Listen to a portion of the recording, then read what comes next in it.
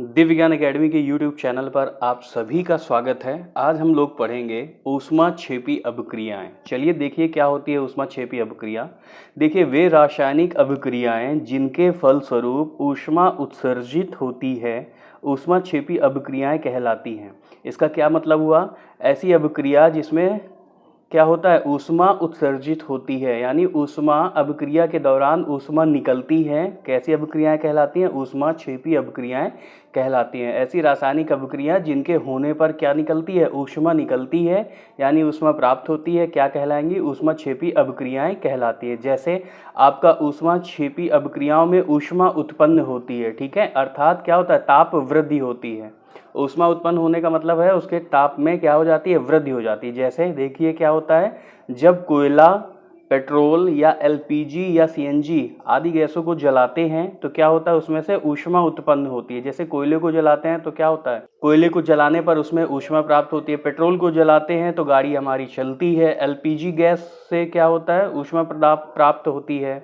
और सीएनजी से भी क्या होता है, वाहन आदि चलते हैं, यानी वाहनों को क्या प्राप्त होती है? ऊर्जा प्राप्त होती है, यानी ऊष्मा प्राप्त होती है। ठीक है, एग्जाम्पल देख लीजिए। कार्बन की अभिक्रिया जब हम ऑक्सीजन से कराते हैं, यानी कार्बन को यानी कोयले को जब हम ऑक्सीजन की उपस्थिति में जलाते हैं तो आपका कार्बन डाइऑक्साइड गैस बनती है, साथ में आपको ऊष्मा प्राप्त होती है। इसी प्रकार जब मीथेन को ऑक्सीजन की उपस्थिति में जलाते हैं तो क्या होता है, कार्बन डाइऑक्साइड गैस प्राप्त होती है, साथ में कुछ मात्रा में जल प्राप्त होता है और ऊष्मा प्राप्त होती है। ठीक है, नेक्स्ट देखिए, सभी दहन अभिक्रियाएं, जितनी भी आपकी दहन अभिक्रियाएं होती हैं वे सभी ऊष्माक्षेपी होती हैं। ठीक है, हमारे शरीर में जो श्वसन क्रिया होती है जिसके द्वारा हमारे भोजन का दहन होता है वो भी क्या है, एक ऊष्माक्षेपी अभिक्रिया है।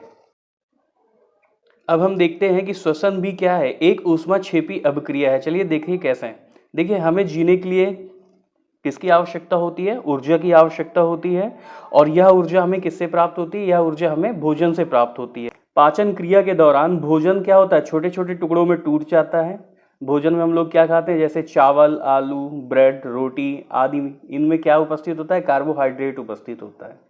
पाचन के समय जो कार्बोहाइड्रेट्स होता है जिसको स्टार्च बोलते हैं, साधारण कार्बोहाइड्रेट यानी ग्लूकोज में टूट जाता है। और यही ग्लूकोज हमारे शरीर की कोशिकाओं में उपस्थित ऑक्सीजन, यानी जो हम ऑक्सीजन लेते हैं तो यही ग्लूकोज क्या करता है, ऑक्सीजन से अभिक्रिया करता है और अधिक मात्रा में ऊर्जा उत्पन्न करता है।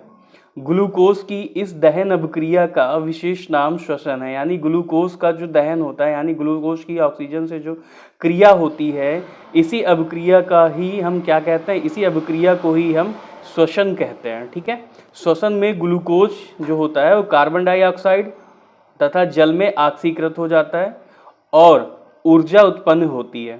श्वसन में ऊर्जा उत्पन्न होती है। श्वसन की अभिक्रिया, जो श्वसन की ऊर्जा, जो श्वसन अभिक्रिया है, इसमें क्या होती है, ऊर्जा उत्पन्न होती है। अतः यह अभिक्रिया कैसी है, ऊष्माक्षेपी अभिक्रिया कहलाती है।